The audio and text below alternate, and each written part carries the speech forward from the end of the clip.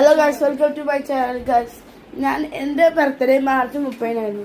അപ്പൊ ഇന്ന് എൻ്റെ ഉമ്മയുടെ അനിയത്തി ഒരു ഗിഫ്റ്റ് തന്നു. അതെന്താന്ന് ഇട്ടിട്ടുണ്ട്. കണ്ടോ, ഇതാണ് തോക്കായിട്ടൊരു ഗിഫ്റ്റ് ആയിട്ടെന്ന്.